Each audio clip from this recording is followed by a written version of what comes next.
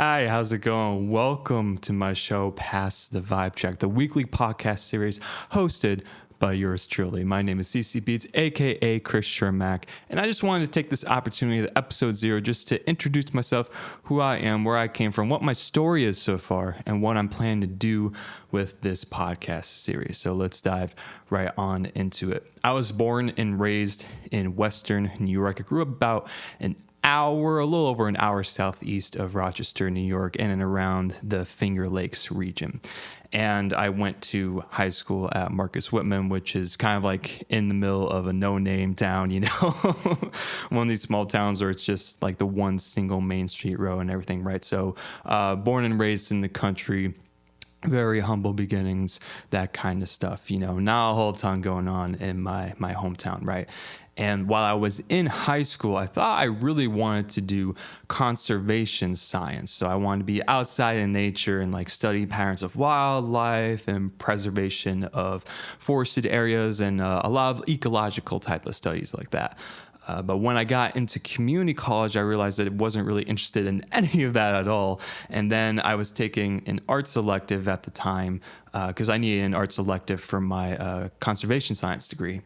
And it was an intro level music theory course because I was always really interested in music. I always loved listening to it. And while I was in grade school from third grade through my senior year of high school, I was involved in chorus. I also did jazz band during high school, and I was in drama club and everything. So music was always very much involved in my life, but I wasn't really looking at pursuing that as a serious musician, trying to make a career out of it. And when I was taking my arts elective at the time, I was speaking with my professor who was teaching the class about my frustrations with my current degree and how I really just had been enjoying the music thing, but I wasn't really sure what else to do, you know, because I was very dead set on conservation science for several years.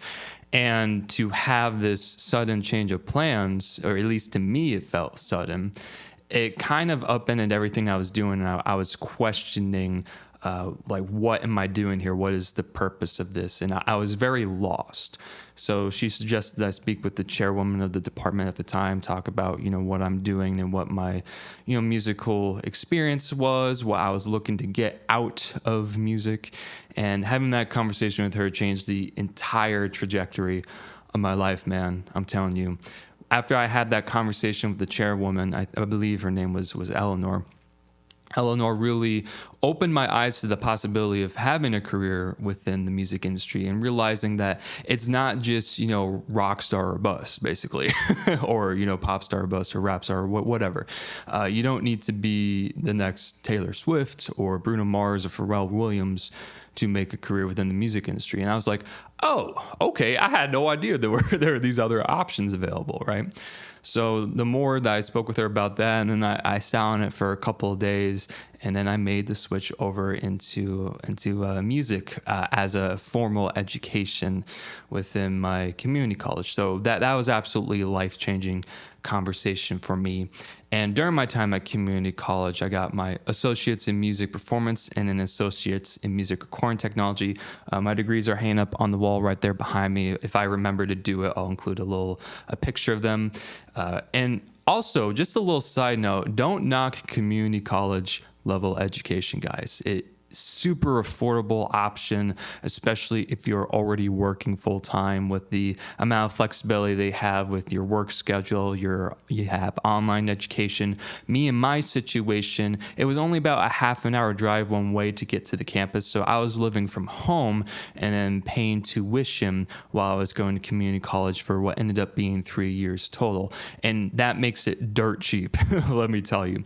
And I was fortunate that at my community college, they had a fantastic music recording and music performance program. So I was able to get a comparative level of education within a 2-year school that I would have at a 4-year school for a fraction of the cost, taught by professors that are still very, very qualified. Just because it may not be a credit in the eyes of the masses doesn't mean you should discount this as an option. So I would love to make a separate video about that, because I think it really is an opportunity that's overlooked by so many people wanting to get some formal education, but maybe they either don't have the need for that 4-year school or the desire to do that. So that's what I did, and it worked very well for me. Then I ended up transferring to a private university. So I did a 2+2. I did 2 years at community college, and then I did 2 years at a public university.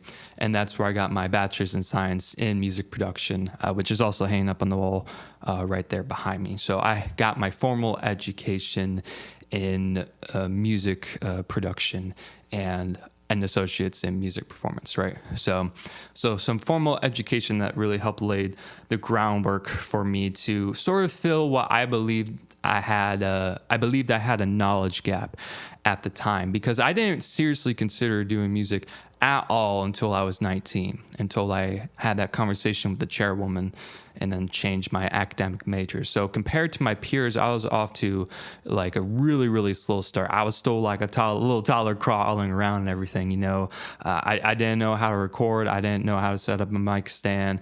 I didn't know how to play piano or guitar yet. I did learn those things over time, but going through this formal education process really just helped jumpstart everything for me. So, don't really have any regrets about doing any of that. If I knew today what I knew back, if I knew back then what I know today, that's what I'm trying to say, then I probably wouldn't really go. I don't think this college education is necessary for you to want to pursue a path in the music industry, but it definitely really helps a lot. Those are my thoughts on that. It could go either way for whether or not it is valuable for you. For me, it was.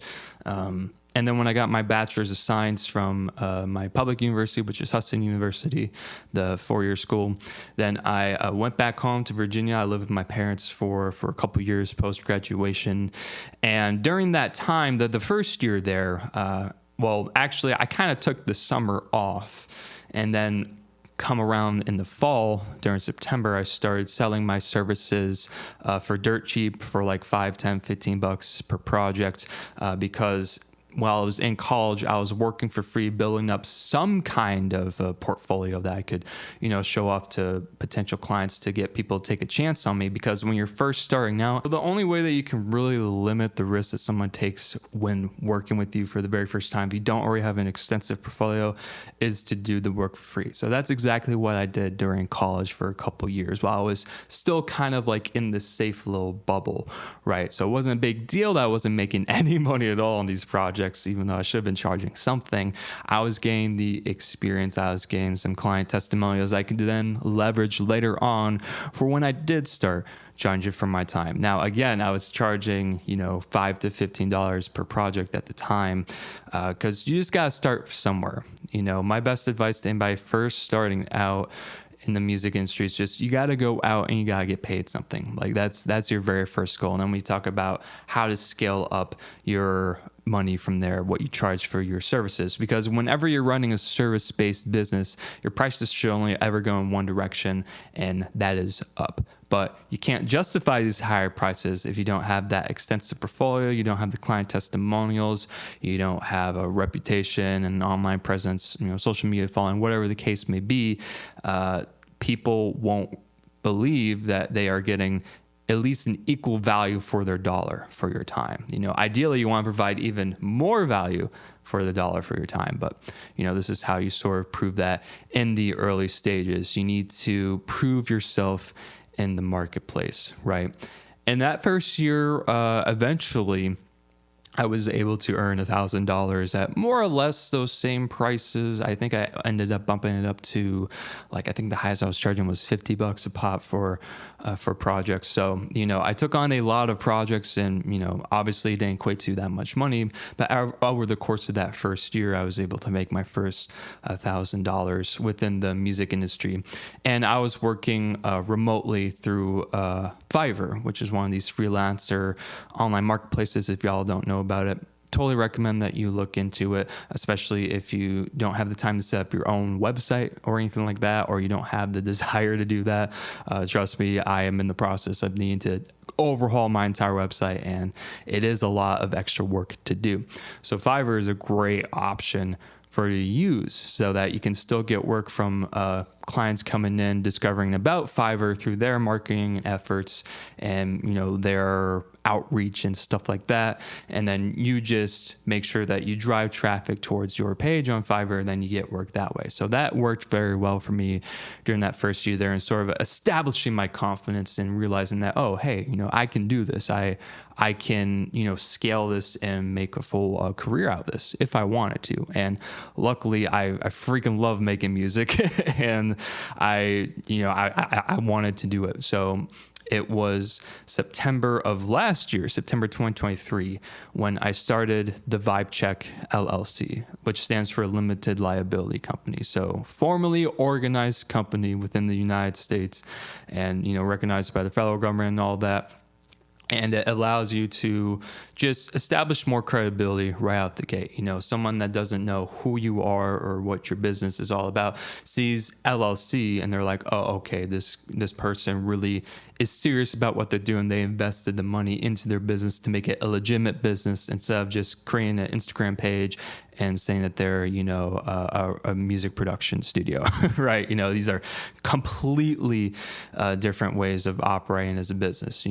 I always recommend that you operate, take every single opportunity as seriously, no matter what you're getting paid, even if you're not getting paid at all, because it's going to establish the credibility you're going to build the base of for that formal company. And once I made the LLC, that's when things really started to get rolling for me. About 4 months later, I think, the company became profitable, which is super quick. Now, granted, I have a lot less overhead costs than some of these other companies within my industry because it's all online. So I don't really have as much overhead to worry about. Really, I'm just paying for, annual subscriptions, website fees, registration fees for the LLC, stuff like that. So overhead costs, the cost of running the actual business itself, making sure that it's all healthy and up to date with any certifications and licenses it may need, is significantly lower. So which is how I like it. In my opinion, for most industries, having an online business or remote business is a no-brainer, right? So and now where we're at today, the company has made, I think we're close to making our first $7,000 in sales, which is fantastic. So I'm just super duper proud of the progress that we've been making, how quickly it has come along, and just, again, more positive reinforcement that yes, I am on the right path. I can do this. I am valuable in my role as a record producer, songwriter, session player / singer, and audio engineer, to where we can make dope music and people will pay me to help them create that dope music, right? So in a nutshell, that is my story of how I got to where I am at today. Now, what am I trying to accomplish with this podcast here? Well, I think the independent music scene is such a fascinating phenomenon that we've been experiencing, then, especially within the last 5 to 10 years or so, now that social media seems to have matured and that creating a business is easier than ever these days, and just people consuming more music in different ways other than just, listening to the mainstream stuff on the radio or MTV or stuff like that. There's so much music being created, so much really, really good music being created, and it's not all coming from, the Taylor Swifts of the world and stuff like that. And maybe you don't even like that kind of music, So I think what's most exciting about the independent scene is that there's something for everybody available, right? Available to them for the listener. And as a creative, you have so much more flexibility within the independent music scene to just create what you want to listen to, not what your producer or your label or your manager or other people think that you should create. You as the artist, you should just be the artist, create what you would like to listen to, even if you didn't create yourself, right?